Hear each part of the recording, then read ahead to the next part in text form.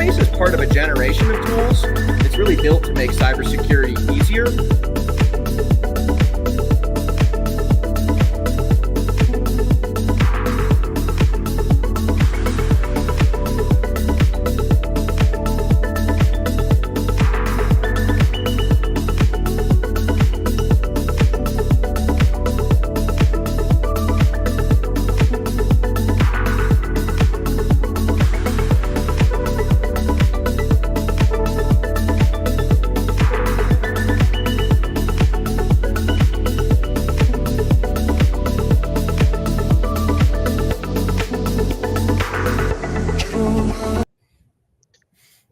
So we have the new extended intro, and I'm really upset that Restream doesn't have a feature for me to record the secret dancing in the background.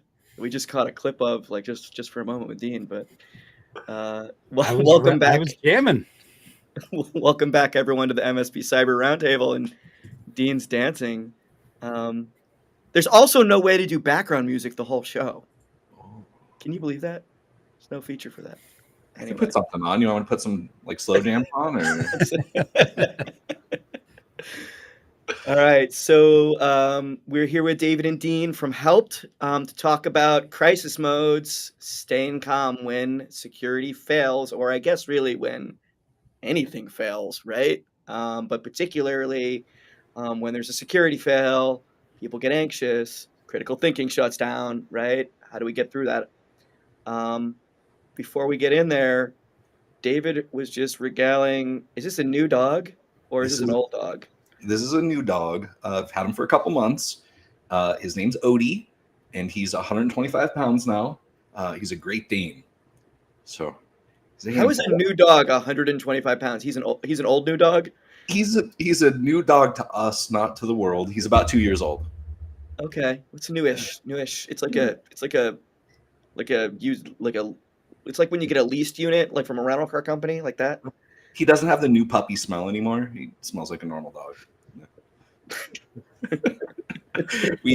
I just created an Instagram for him. I'm gonna blame Dean.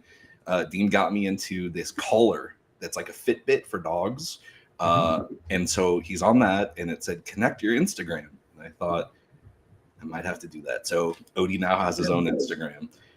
Yeah. So does he tweet? Like, does it say how he's doing that day? Like, I don't. There's like a scoreboard, and so it shows how he's doing against other dogs in the area. Right now he's ranked like 136th for Great Danes in Irvine, under the age of 4 or whatever. So it's neat. Oh, he's got a category though. He can work his way up that scoreboard. Got it. Exactly. Where's Lily? Dean, I think Lily was like world ranked, wasn't she? Yeah, but not. She's always like 13th to 15th for Newfoundland hybrids because she's getting a little lazy in her old age. Where neither one of us is ever going to beat a border collie on there. So.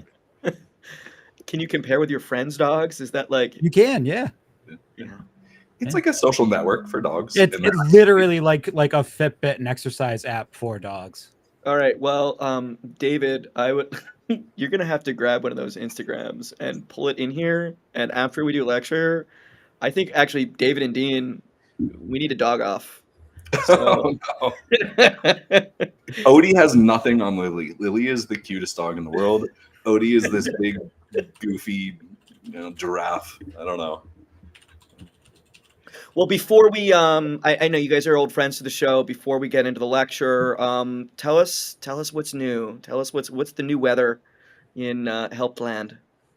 Yeah, we're going fast, and I know that sounds super cliche, but we've added Amy Luby to the team. We've added Anna Price to the team. We're really starting to take our sales and marketing seriously, and so we're going fast, and it's exciting. A lot of fun. Great. Yeah, well, I can see it. Like when you look at Dean, you can tell that clearly someone is on branding. Like not enough branding. I want Help wallpaper. Right. I'm noticing even contacts. The windscreen on the mic matches. Got to be on brand. All right, okay. I'm jealous. All right, let's get it. Wait, no. Before we get into lecture, we're gonna test you guys. So we're talking about cryptography today. Something I'm an expert in. Asymmetric versus symmetric. What do you guys think that is? So I saw this movie and they had this book. It was like a leather bound book, and they had like there was like an eye on it. And when they opened the book, bad things happened.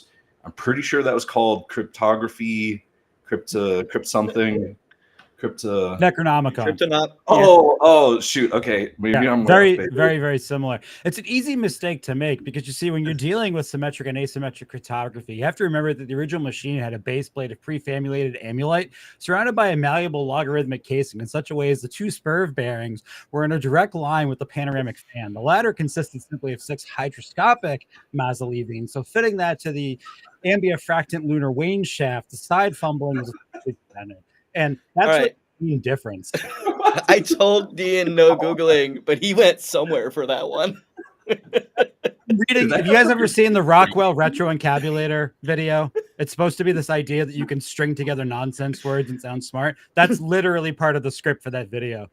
I just lost it. That was awful. Yes. Wow. I don't think we need the lecture now.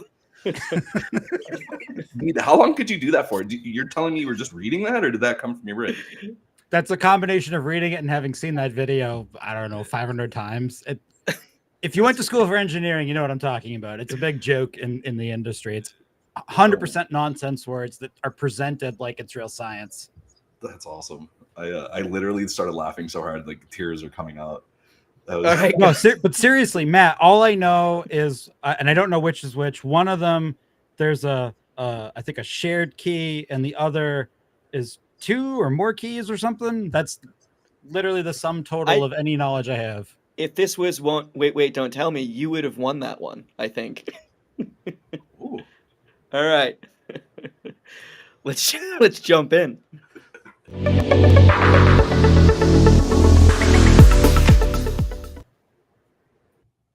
Here it is, 1 key versus 2 keys. There it is. All right. Asymmetric versus symmetric. I put these the wrong direction, but symmetric always has 1 key, and asymmetric has 2 keys. And that sounds boring. And it sort of is, unless you're a crypto geek. But it enables like a world of possibilities in computing. This revolution that was enabled by cryptography. It's not just about passing around secret codes. It's what enables us to make sure that the content we're receiving is the content we're supposed to be receiving. It corrects for errors. It authenticates people, so that we know the person that's talking to us is the person we expect them to be. It's what keeps code safe. You know, when we download patches from Microsoft, it's how we know it's really a Microsoft patch, right? So there's a lot of uses for cryptography, and then of course there's the cryptocurrencies, right? And none of those are really about keeping data secret, although that's also an important use. But believe it or not, there was a moment in the 90s where it was not clear if this tool, cryptography, was going to be allowed in the public domain. It was something that governments around the world were actively trying to ban. And they lost, thanks to the F and some other people that worked really hard to make sure it stayed free. But I'm going to jump in here. So asymmetric, sometimes referred to as shared key. Again, I have this backwards. Sorry. Asymmetric, sometimes referred to as public key encryption, and symmetric, sometimes referred to as shared key or secret key encryption. I'm sure that this one's correct though. Symmetric key encryption. So 1 key. You take some plain text or some unencrypted data. You use the key and a cipher, which is sort of like the lock that the key goes in, and you encrypt the data, the document, the whatever, um, and then it's totally unreadable by anyone that doesn't have the key. Keep the key safe. The data doesn't have to be as safe. When you want to look at the data, you then use that key, you decrypt the data, and then you get the same information back again on the end. That's what most people think of when they think of as cryptography. That's I think this is common knowledge. Now, symmetric encryption has basically just one use: keeping data secret, confidentiality. The strength of symmetric encryption is that if you have a strong cipher, which is the algorithm you use that key on to scramble the data, if that scrambling algorithm is strong and your key is also strong and it remains secret, the encrypted data is unreadable and it's legally unreadable. In fact, if you lose encrypted data, that is, like you leave it on a bus, right? It's downloaded by hackers. If they do not have access to your keys, if the cryptography is strong, it is legally considered not to have been leaked, disclosed, whatever. It's not actually the data, the original data, legally. The weakness to symmetric key encryption is it depends on secret key exchange, and users are bad at strong keys. So there's two things there. So secret key exchange. If I wanted to give Dean a secret and I said, Dean, the key is 12345, he would write that down on a post-it note, and he would have that key. Great, but I just spoke it over YouTube and LinkedIn, and now everyone knows my key, right? Not particularly secret. And so even if I even if I send Dean a secret note, anyone can decrypt it. Also, I just use 12345 because it's easy for me to remember and speak, which is not a particularly strong key. We can guess it. In fact, it is really, really difficult as a human to create a strong key, unless it's like 20 random letters, numbers, and symbols long, right? Then it's strong, right? But no one can remember that, right? So then you have to write it down, and then where are you going to write it down, and how do you pass that note to someone else? It gets really complicated, right? So that's the problem with symmetric encryption. Also, let's say that I was speaking to Dean privately someplace, right? I was on a phone with him. I'm not 100% sure no one overheard that key exchange. Not only do I not know who might be listening, I also don't know where Dean sticks his post-it notes. He just like stuck it like for all I know, yeah, you stuck it down there, but, like, yeah, I don't know who got a hold of that Post-it note, so someone could break It's on my window, so I can see it. yeah, someone could someone could be breaking into his office looking for swag, and they could find that Post-it. So that's the problem with symmetric encryption. Um, Now, symmetric encryption is used for nearly all in-transit encryption, so network layer encryption. We're talking about, like, the things that keep you safe when you're moving over the internet, right? It's also typically used in disk encryption at rest. But again, remember that key problem. Um, the most popular cipher is AES. That's almost always going to be what I would recommend. And I would almost always recommend not to use any other cipher ever, unless you're very strong in cryptography, trained in it, and you really understand the trade offs of using other cryptographic algorithms. The reason the advanced encryption standard exists is there was a period of time when there was no strong standard, and people were sort of picking algorithms randomly, and a lot of them were bad, and there was a lot of crackable encryption out there. And the government finally got involved because they just buy software off the shelf like the rest of us, and they were like, guys, this crypto is garbage. So they told I the have a whole question. world, yeah, If I'm an MSP and I'm using a third-party app to do manage BitLocker, where the key management is in the third-party app, is that what you're talking about here? Where now me and that third party both have the exact same key, and both of us could potentially lose or leak that key? that it is one of the biggest weaknesses of full disk encryption is how the heck do you keep that key safe, right? Right. Um, because and you have to keep it safe, and not just safe from like no one steals the key. You also have to make it safe from the perspective of users are bad at keeping their keys. Like if you give someone a super secure key and you're like, hold on to this, like for sure they're going to lose that thing, right? And they're not going to be able to get into their data again. And so you have to layer over it with products to allow you use two layers of keys, which we'll get more into in a moment, to allow that keychain to be unlocked. And yes, there's an opportunity there for key loss, right? It is the way, as a security assessor, when people say, "Oh yeah, we're using cryptography," I usually I sort of shrug, right? Because it's like, "Oh great, you're using cryptography, but I want to know how you're managing your keys." Right? That's what I really want to know. So what kinds of standards, so you're talking about the standards here, but what types of things do those standards define? And if there's a standard, why wouldn't you be able to, reverse engineer into some number of variables? So the thing about symmetric encryption is there's this secret part that gets plugged into the algorithm. And without that secret part, it's mathematically impractical to decode the data.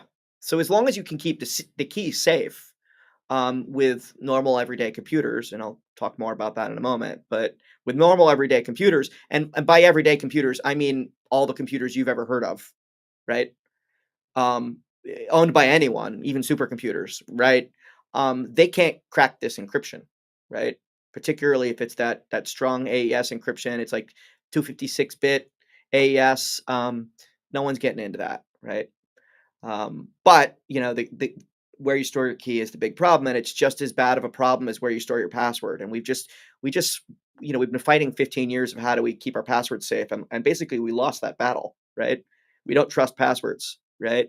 And so for the same reason we don't trust passwords, symmetric encryption is problematic. So I'm going to talk about asymmetric. Um, Asymmetric's a little more complicated. We take in many ways, more sophisticated algorithm or a more sophisticated math, um, and we typically we use a random number. And this is it solves the problem of people choosing stupid keys. First of all, no one's going to choose 1, 2, 3, 4, 5, because hopefully we've got a really strong random number generator that creates those keys. And typically the random number generators are goodish. And so people aren't choosing bad public keys. They're not choosing bad asymmetric keys. And then there's a public key and a private key, and you put that private key someplace safe. The place I put my personal private keys is on a little crypto chip, right? So unless someone physically steals that chip, they can't get at my private key. I have a key ring. I hang it on a little hook by the door. That's yeah. Well, at least they won't get it unless they're on that swag journey, right? Right. I'm just saying, like, And key rings are a thing, Matt. Like, it's been around for a while. You could just use a key ring, like a little key fob, instead of a chip. yeah, well, and people have the digital versions of that, right? We have the digital versions of that. The same way we have password managers, people have digital key rings. And then the public key, the great thing about public key encryption is the public key is public. Literally, you can broadcast that onto the internet and it doesn't matter, because what's special about asymmetric encryption, and I am not this smart, guys, but I am aware that there's a branch of mathematics where you guys know, like, math equations, right? With the equal sign in the middle. There are math equations that are easy to solve in one direction and hard to solve in the other direction. Like, really hard to solve in the other direction, to the point that we consider it mathematically improbable that anyone could ever go back the other direction. That's how I met That's my why I'm wife. so bad at math. I was going the wrong way. That makes sense now. No, for real. That's how I met my Wait, what? wife. Was in a summer differential calculus class that I was taking for the third time, And she did all your homework. she was there because she was ahead of schedule, like compressing, Yeah. 4 years into 2. Yeah. So I have apparently that type of equation to thank for happiness. Yeah. So she found it really easy and you found it really hard. So Yeah. let me ask this question. Do you understand this math? Because I'm barely there. I definitely understand key no, sir. management. That is why I was in the class for the third time. But if my wife was here, she does understand this math and she could explain it. All right. So now what does that enable? What it enables is um, for confidential encryption, Alice can keep her private key safe. She can pass her public key to Bob. Bob can then use that public key to verify or decrypt the data. And so Alice gives her public key to Bob. She keeps her private key safe. Bob now can decrypt anything sent. Sorry, the diagram doesn't make this clear. Bob can encrypt data using Alice's public key because it's easy to encrypt with the public key but not decrypt it. Alice has the private key; she can decrypt the data. And then if you pair that up where each person exchanges a public key, but they keep their private keys safe, that's called DH key exchange or Diffie-Hellman key exchange. And you guys don't hear about this much, but this backs the whole internet. And of course, you could also use asymmetric cryptography for what's called non-repudiation. So if someone signs, um, using their private key a piece of data, anyone in the world knows that that message came from them using the public key that they already know. And this is how I talked about patches earlier. This is how we know that patch from Microsoft is really from Microsoft because they have distributed their public keys out into the world. We all have access to them on our Windows computers. And then they use their private key to encrypt their patches. And they use that cryptography to sign the code. And then we download it and we can validate the key. Now, asymmetric cryptography, as I said, it can be used for confidentiality, but also non-repudiation. The key exchange is what's called intercept safe. So we can lose our public keys, no big deal. It's improbably slow backwards. So it's not perfectly impossible to crack, but it's improbably difficult because of the math. The weakness is it's also really slow forward. So if we used asymmetric cryptography for everything, our computers would not really be able to keep up. It's even forward, it's slow. Backward, it's impossibly slow. But we can use it for things like passwords. And so we can use asymmetric cryptography to encrypt a password. And that's where we get into, and I'm going to talk about another use case in a moment, but that's where we get into the applications. Now, it's only improbably slow backwards, and that's only theoretical. So there's math geeks all over the world that keep trying to find shortcuts in the math. They're always trying to invent new ways to solve math more efficiently. That's where the cutting edge of math is these days. It's not learning new ways to compute things. It's learning more efficient ways to arrive at the answers that people already got to 150 years ago. And that's particularly important in computation. And so people are sometimes finding math hacks on asymmetric cryptography. The solution to that usually is if we think like a key at like 128 bits is going to be super secure, we'll make it 256 bits just in case. In addition to that, you guys have probably heard the word quantum computing. There is this theoretical idea, and I say theoretical because I'm not aware of public proofs, although there are theoretical proofs, and there's whispers in the security industry. For example, there was whispers last year that the Chinese government had quantum computers that could crack asymmetric encryption. As far as I know, they're just rumors, but they're starting to circulate, and certainly people are building quantum computers these days. So there's always a cutting edge on every science. So asymmetric cryptography gets used in VPNs, secure email, authentication, digital signatures, cryptocurrency, typical ciphers, ECDSA, X25519 RSA, so of course the gold standard.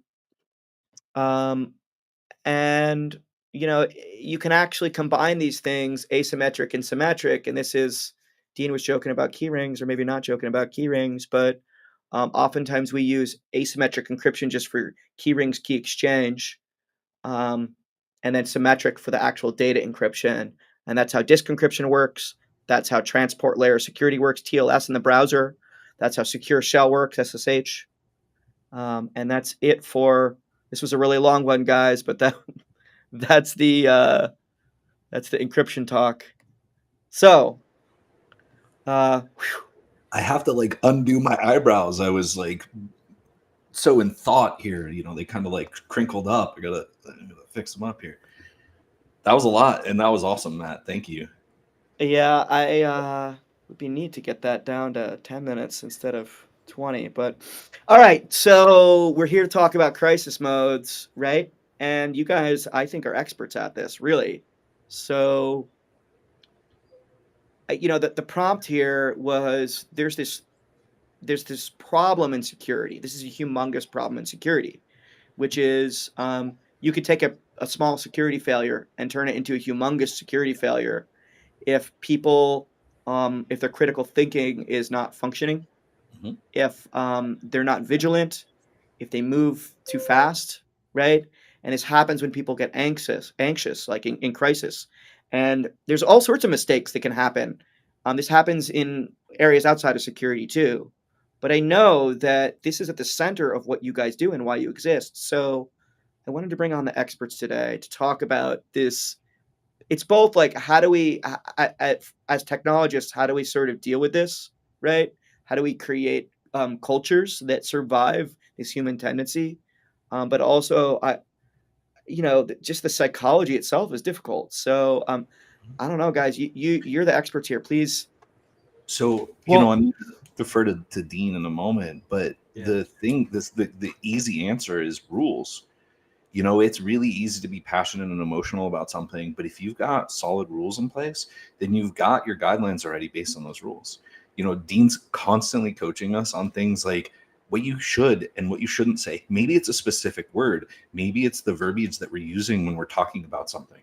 Like, those rules help us fall back to something that allows us to, maybe focus on something else, but also use that to stay a little bit calmer. Rules are for very smart people, Dean, not for fools. What were you thinking?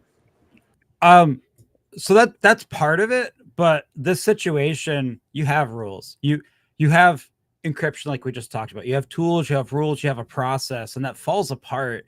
And this isn't an IT problem, it's a human problem. So if we go back in time a little bit to like the 90s when all the fun hacking movies came out, like Sneakers or Hackers or like anything like that, none of it was actual hacker man hacking. It was all right, like social engineering, right? And we all kind of know that. And I think a lot of security awareness training now and just the general mood of the industry, if we were to pull a random tech support person from somewhere in IT on this call right now and ask them about social engineering, they could give us the party line about how somebody could easily get a client's, common information, maybe from their Phi dog collar we were talking about earlier, and use that to, impersonate them.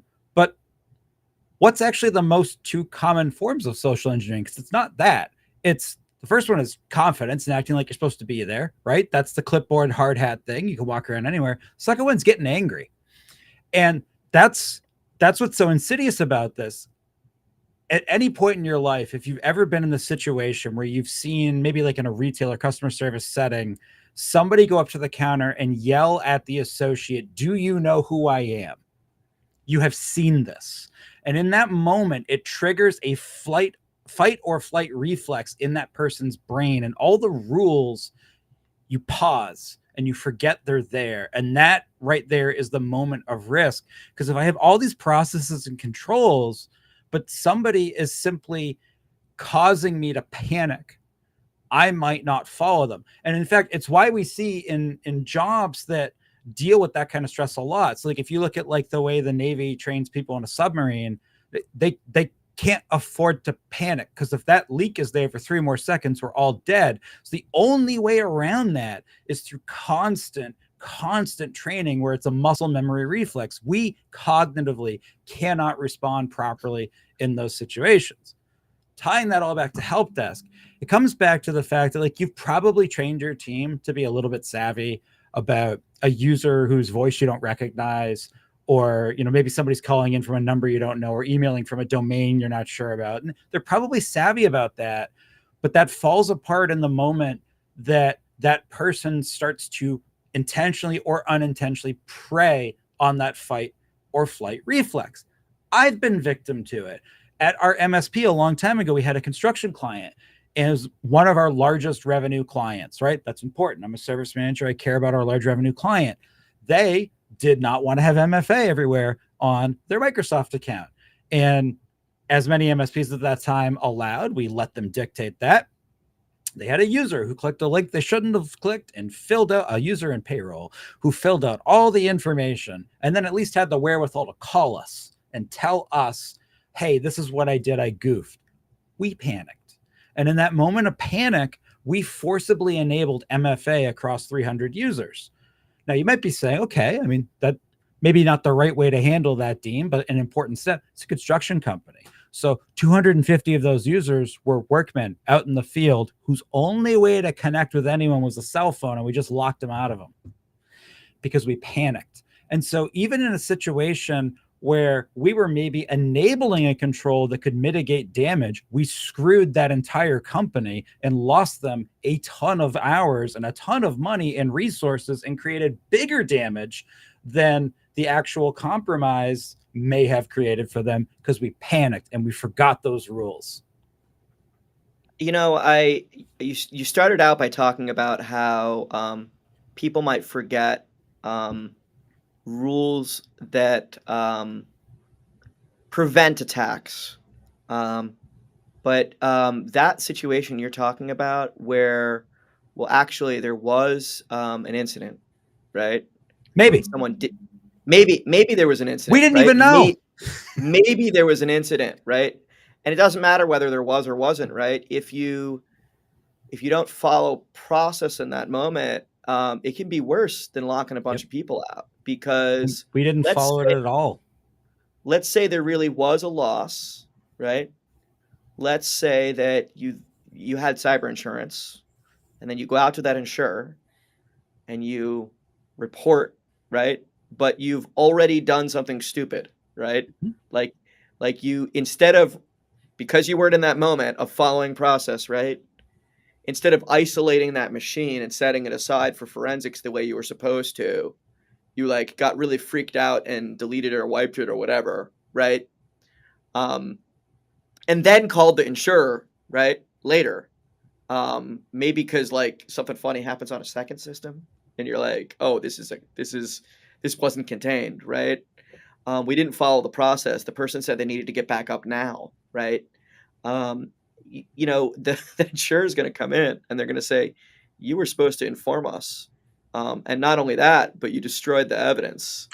It's funny you say all this, dramatic foreshadowing person.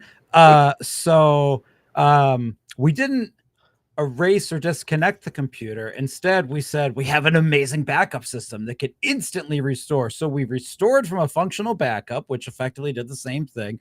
We're like, yeah, we're the best. Then I called TechRug to file a notice of circumstance. And our TechRug person basically screamed at me for 30 minutes about what an idiot I was and why didn't I follow our IR plan. And if something actually happens now, we're probably not covered. And I went from being really proud of how quickly we responded to the situation to being really embarrassed. Then the client called us and basically said that they were going to fire us, not because of the fact that their employee clicked on something they shouldn't and circumvented controls and that they didn't have MFA against our wishes, not because the incident happened, because of our handling, or rather mishandling, of the process we had mutually agreed to because we panicked. And so now I've got an insurance provider that's questioning if they're going to help us. I've got a client that's mad they got potentially compromised, but is more mad at the fact that we didn't follow the plan we agreed to. So I'm going to lose that revenue. I'm not going to get any recompense. The whole thing was a mess and it was awful. And it was not the first time something like that happened to us.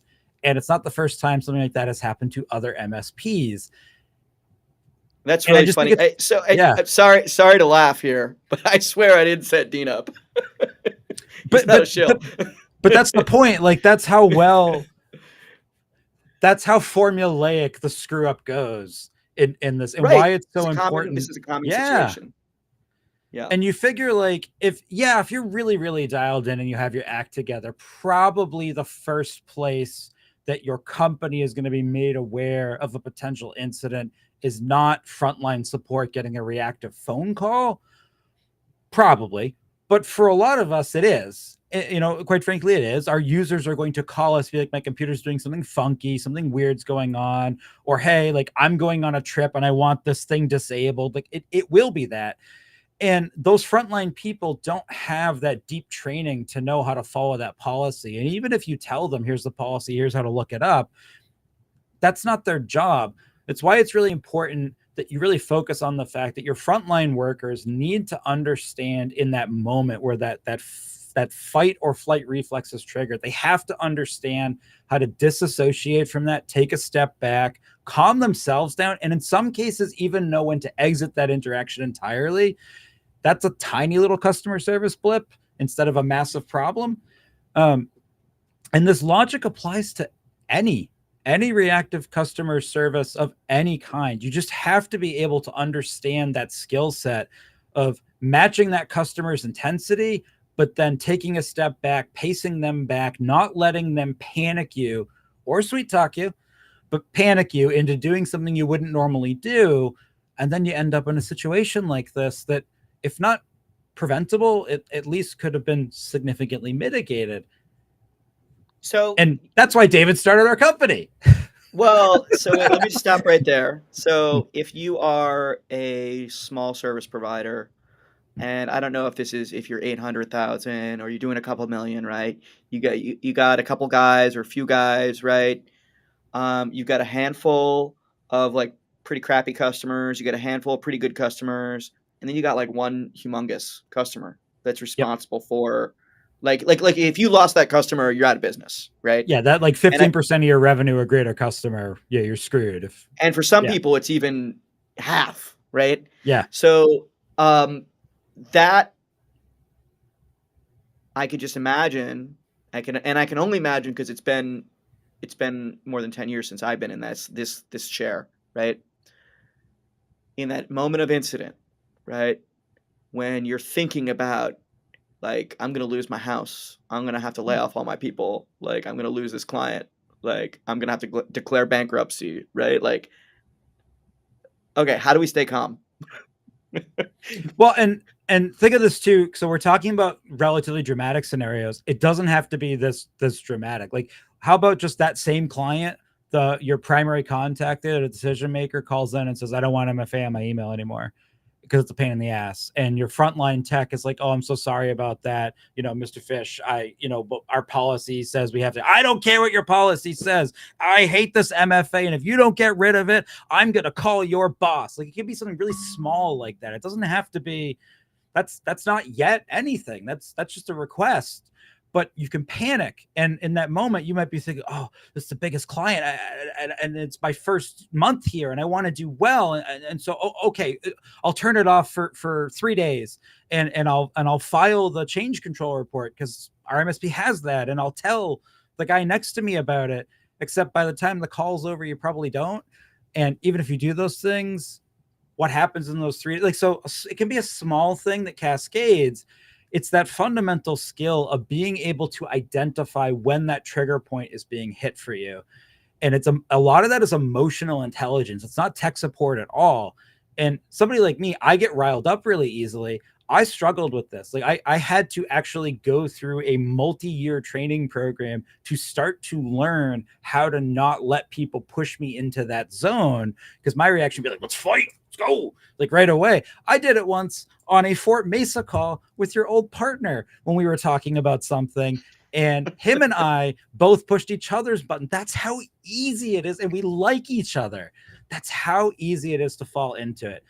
If you can't train your staff to do that naturally, which may not be within the wheelhouse of everybody, the next best thing is to find a way to put some degrees of separation between that experience and your staff.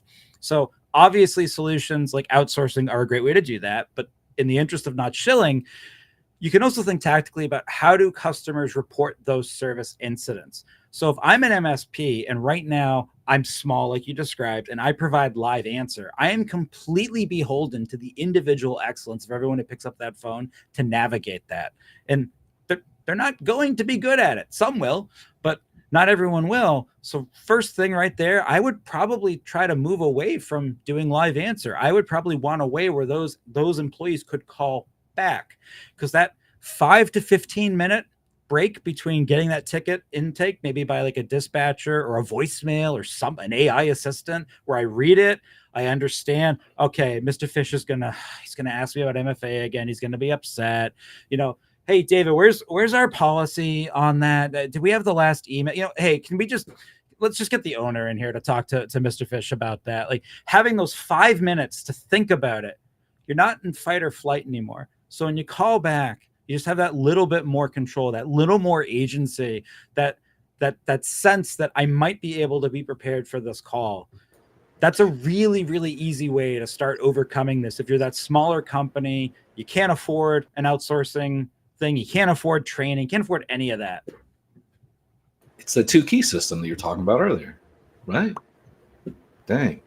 Did you sent that like 30 minutes ago? We weren't even on this topic. Nostradamus. Yeah.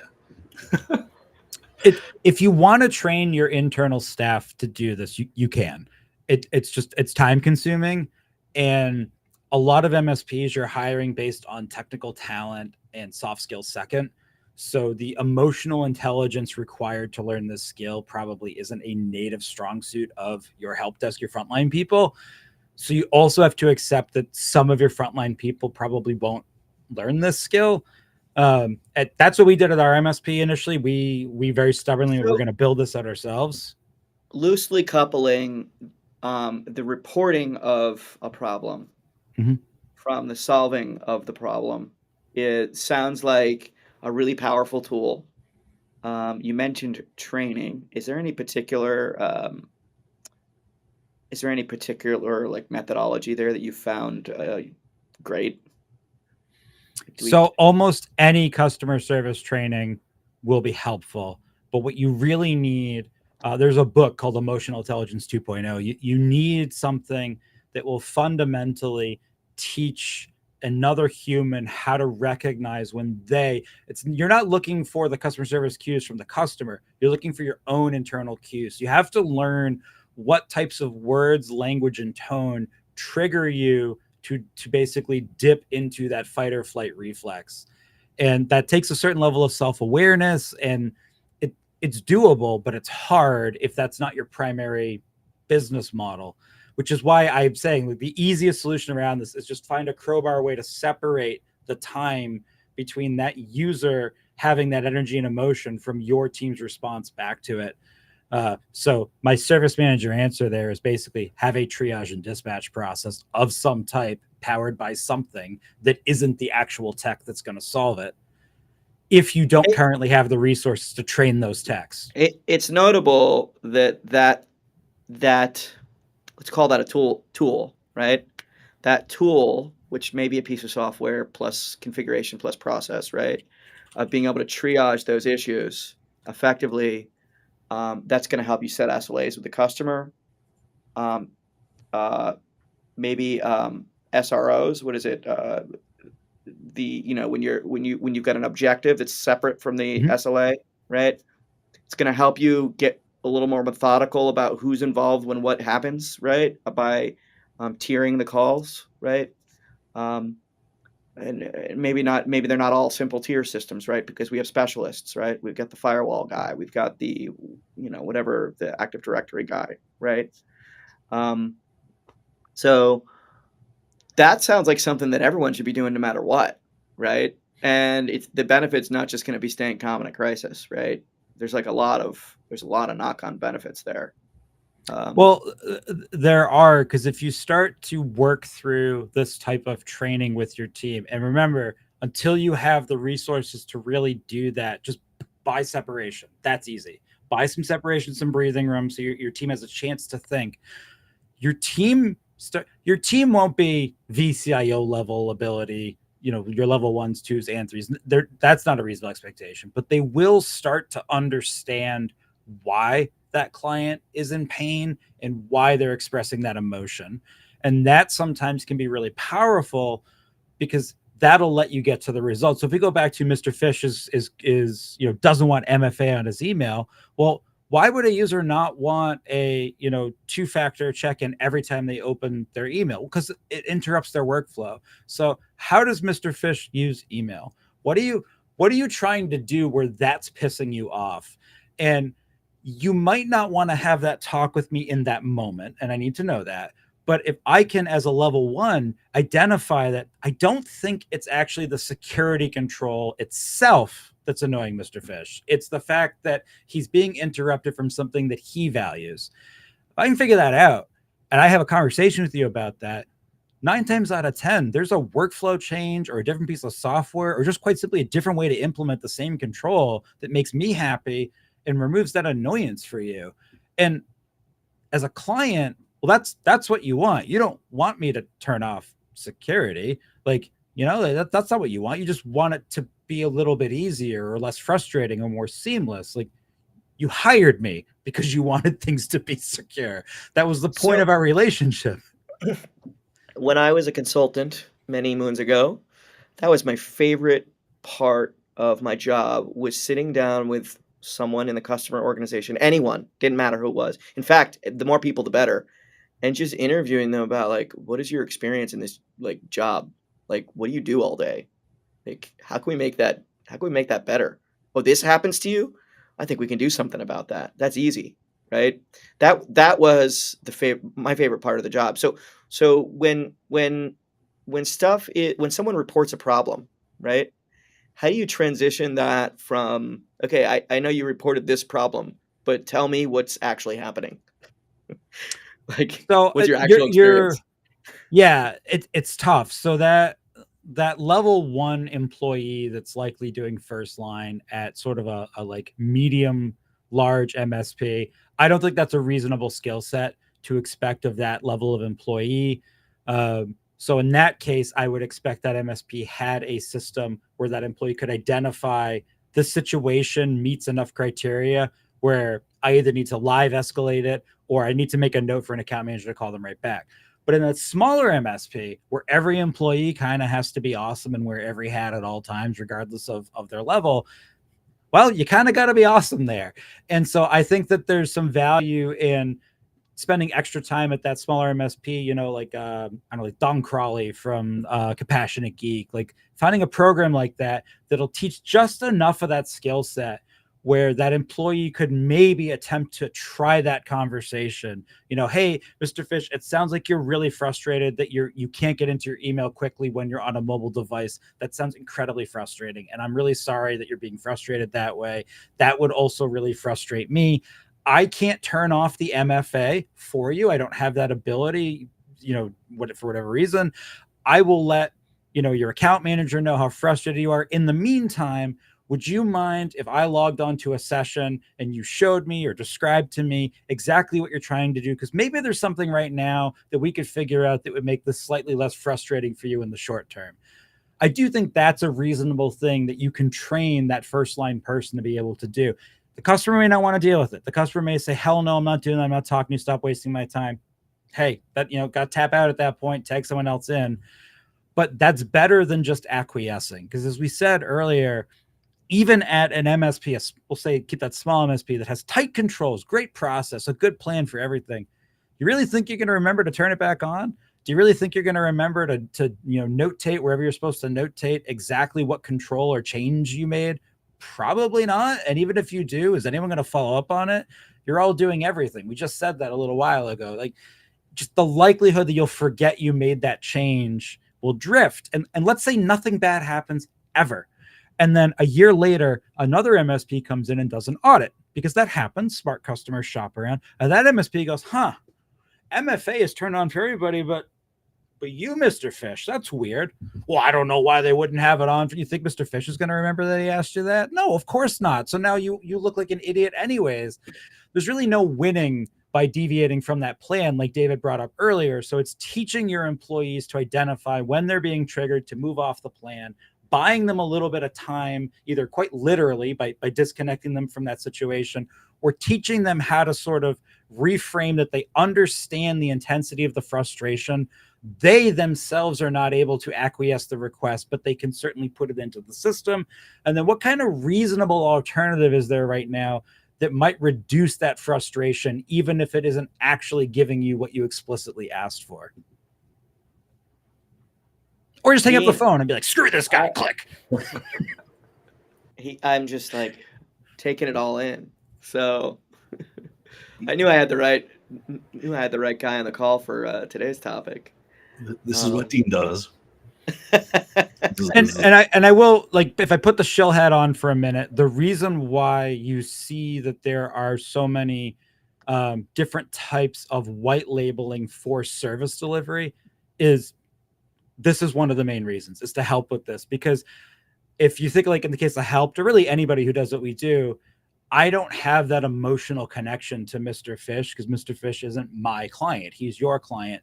So I'm just inherently not going to respond as defensively in that situation. I need training. I can't, I'm still going to have a fight or flight reflex, but there's a little bit of separation already there. And there's a better chance that an outsourced team is going to be able to kind of identify those conditions because they haven't been supporting this client for the last 10 years. They don't have all that emotional siloed knowledge and relationship building.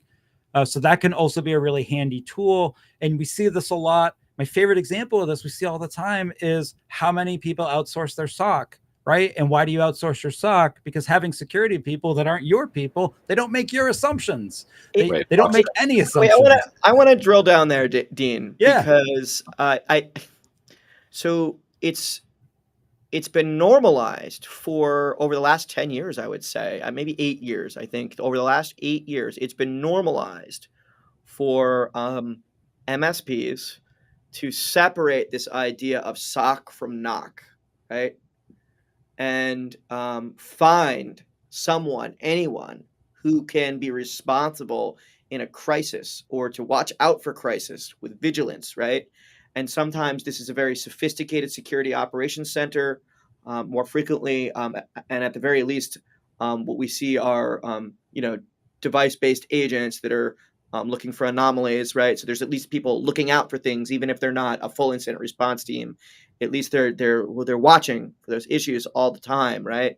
And the reason we do that as an MSP, we don't have a room full of security guys, even if you think you're a great security guy, right? You can't be that security guy all the time. But in addition to that, no one can do that 24/7, right? No one can do that 24/7.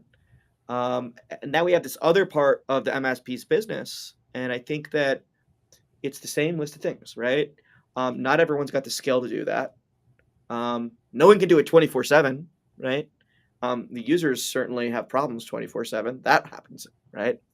In addition to that, I want to go back to something you mentioned earlier, where when you're at a small MSP, everyone has to be awesome, right? If you're gonna be an awesome small MSP, everyone has to be awesome. There's another way of looking at that, which is that like anyone who picks up the phone needs to know like all the things, right? Yep.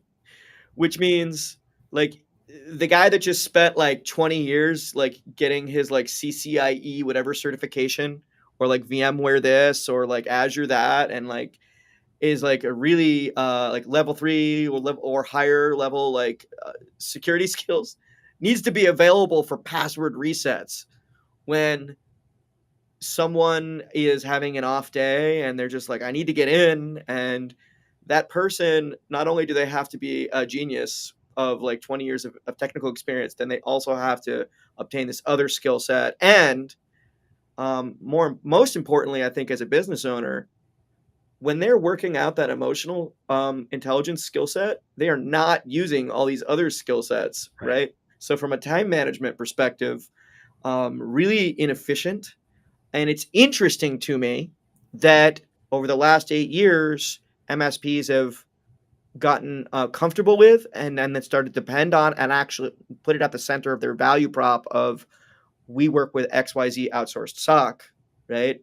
Where do you think we are with we work with XYZ outsourced like issue handler or triaging, or like, because this is your average MSP, for the same reasons they're like, if they're small, and I say average because if we look at depending on who's counting, maybe there's 40,000 out there, right? Like we hear that number a lot, right? A lot of 1, 2, 3 man shops, right? Less than 5 people, right? Most of them are tiny, right? So how could those guys possibly um, how could they possibly get good at this stuff? They can pull Huntress and Sentinel-1 off the shelf and CrowdStrike, right? So I know you guys are in that space, and so I'm teeing you guys up, but I actually have a bigger question, right? Like, what's happening out there in the industry right now? Like, is this like, because it's clear to me that if you're a small MSP, you should outsource the parts of the business that either you can't be efficient at or you can't be really good at, right? So that the things that are David, left over, you're really efficient or you're really good at, right? David's really passionate about this, and I'm teeing him up specifically because he won't toot his horn on this part. David didn't come from the MSP space, but he came from the tech support space, and he saw this problem in other areas of the tech space. So if you're an MSP listening, this isn't an us problem. This is a customer service problem that is very highlighted in all forms of tech support. Go, David. Oh boy, pressure's on. I think the big thing that I'd say is that, if you go out there onto these forums and you see what's happening in the world of the MSP space, you have two sides of the puzzle equation. Sorry, the math eluding me. You've got the person that says help desk and this frontline support is 100% core to my business. I will never give it up. And then you've got the other person that says, hey, you know what? I'm using this service and it's a great benefit to me. Question that I'd have to ask is, which one's right or which one's doing the best? And in my mind, what we do at Helpt, and I know this is shilly and Dean was right, I'm going to try my hardest not to shill this, is we tee up those issues. We are that check and balance. Somebody calls in and says, hey, here's this thing. We're not authorized to do that. So then it comes to you and we apply the right priority to it. And then you can take a look at it and have that time to assess and address appropriately. I don't think I did a great job at that. Dean, what do you mean? So to the point. So the reason why this problem needs, so we'll go back to the SOC example. The reason why the SOC got adopted so easily and why Knox got adopted so easily is, if you think of the MSP landscape as it is, it's still really a owner-led landscape. We are starting to get into third generation ownership now, but basically somebody who was good at doing a thing said, I could do this thing for money. And so they then spawned a business. And part of doing that, you need to have some faith in yourself. You need to have a vision. You need to have a little bit of ego, which I think is okay. And you just kind of go out and do it. But most importantly, the majority of people who are starting these tech support companies are not saying, I'm a great salesperson, I'm going to start an MSP, or I'm really good at customer service, I'm going to start an MSP. They're saying, I'm really great at tech, I'm going to start an MSP. With SOC and NOC, those are technical concepts. So an owner can sort of say, I think I'm great, but I can't run a SOC. I can't run a NOC. But they will trick themselves as to thinking, well, I am great at customer service. And I met a lot of you, and a lot of you are not bad at it, but you're not as good at that as you are at, bringing someone from SBS 2003 through all the upgrades to whatever we're on now, 2019, whatever the latest version is. Like, you're probably a lot better at that. You can probably tell me a lot more about FSMO roles than you can tell me about de-escalation tactics. And I think that's part of the problem, why we haven't seen this become as widely acknowledged sooner, is many MSPs think they are service-first organizations. They want to be service-first organizations, so they assume they already are.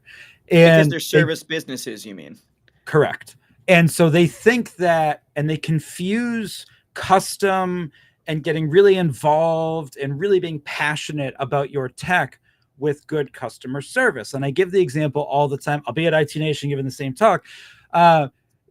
This concept all the time that, like, I'm, think about like a sushi restaurant. Well, I'm really good at making sushi, So therefore, I must also be really good at other types of cooking. And that may or may not be true, but if you don't have that minute to take a step back and recognize, but I'm running a sushi restaurant, so it doesn't really matter if I can make a great steak. That's not what anyone here is coming in the door for. A lot of MSPs have a lot of difficulty accepting that and disassociating that there's room to improve their customer service experience, because that's such a core identity of who they are as business owners and companies. And so it's been a little bit slower, but it's not slow. There's a lot of organizations that are offering things that are similar to what we are offering. And there's been a lot more penetration outside of the MSP space. David and Matt go to a thing that's for, I forget the acronym, but it's basically for the retail version of an MSP. This is old hat to them. Like this whole idea of let's hire someone else to be the front end of our organization. That's like a 15-year-old boring concept to them.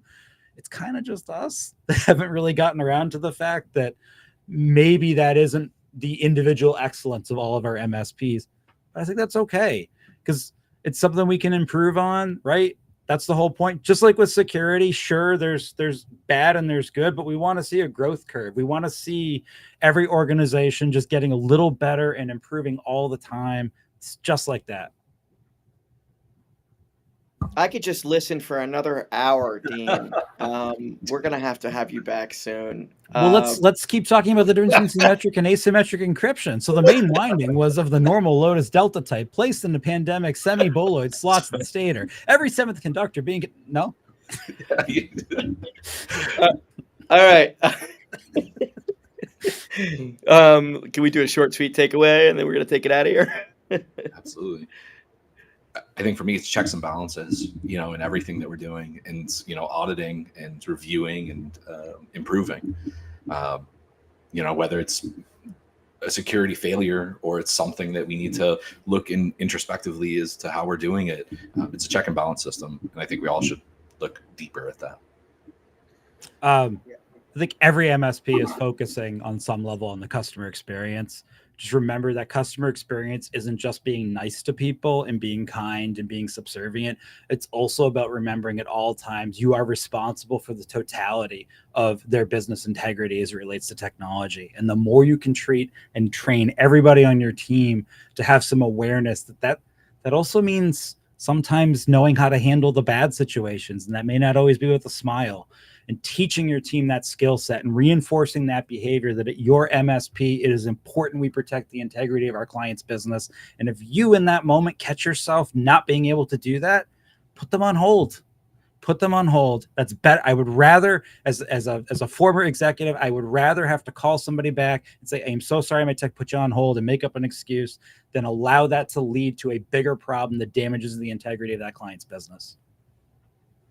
Well, for me, and this is why I think I want to bring you back soon. I think we've seen the decade of the SOC, right? The outsourcing of the SOC, and to some extent the NOC, right? And it's because as a service provider, you can't be excellent at everything. You can't be above average at everything. And it's good to focus where you're really good, because that's where your value is. But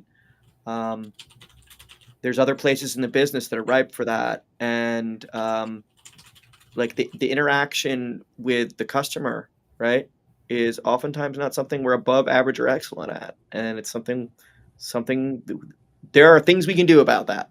So that's my takeaway. Anyway, I'm going to move into the next week's summary. For some reason, my slides loading very slowly.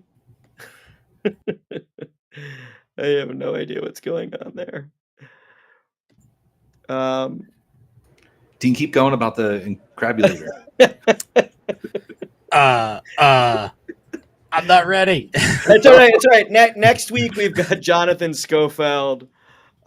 He's joining us for part 2 of our series. I was on his channel last week or this week. He's joining over on my side next Friday. So come talk to us on Friday. And see you all then. Thanks, Matt. Thanks for having us. Bye, guys.